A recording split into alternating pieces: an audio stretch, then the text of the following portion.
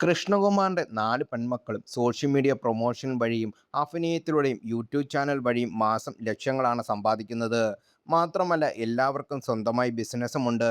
അടുത്തിടെ 30-ാം പിറന്നാളിന് അഹാന കൃഷ്ണ 1,4 കോടിയുടെ BMW കാർ സ്വന്തമാക്കിയത് വൈറലായിരുന്നു. അന്ന് അനുകൂലിച്ചും പ്രതികൂലിച്ചുമെല്ലാം കമന്റുകൾ വന്നിരുന്നു. അക്കൂട്ടത്തിൽ ശ്രദ്ധയിൽപ്പെട്ട ഒരു കമന്റിനെക്കുറിച്ച് കഴിഞ്ഞ ദിവസം ഒറിജിനൽ യൂട്യൂബ് ചാനൽ നൽകിയ അഭിമുഖത്തിൽ നടി വെളിപ്പെടുത്തുകയുണ്ടായി.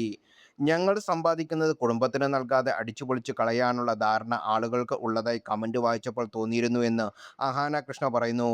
ഞാൻ കാർ മേടിച്ച സമയത്ത് ആരോ ഒരു പോസ്റ്റിട്ട് കണ്ടു. 30 വയസ്സിൽ തന്നെ അവൾ അത് നേടിയല്ലോ, അഭിനന്ദനം അർഹിക്കുന്നു, കുഡോസ് എന്നൊക്കെ. അതിന് താഴെ ആരോ കമന്റ് ചെയ്ത് ഞാൻ കണ്ടു, അവൾ അവളുടെ അച്ഛൻ്റെയും അമ്മയുടെയും വീട്ടിലല്ലേ താമസിക്കുന്നത്, വേറെ ആരുടെയും ചെലവിനല്ലല്ലോ, അപ്പോൾ പിന്നെ എന്തുമാകാമല്ലോ എന്ന്. അത് കണ്ടപ്പോൾ എനിക്ക് പറയണമെന്ന് തോന്നി. 21 വയസ്സ് മുതൽ എൻ്റെ വീട്ടിലേക്ക് ഏറ്റവും കൂടുതൽ പണം നൽകുന്ന ആക്റ്റീവ് ഏണിംഗ് മെമ്പറാണ് ഞാൻ എന്നത്.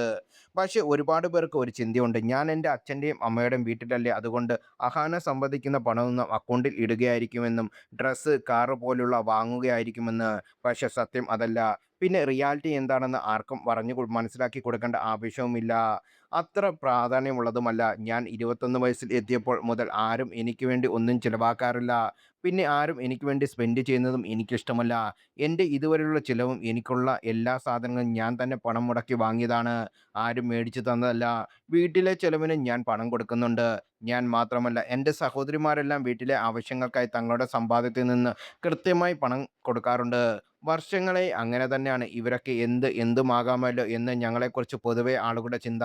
ഞങ്ങളുടെ അച്ഛൻ്റെയും അമ്മയുടെയും ചിലവിനാണെന്ന് പലരുടെയും ചിന്ത. അത്തരം കമന്റുകൾ ഇടയ്ക്കിടെ കാണാറുണ്ട്.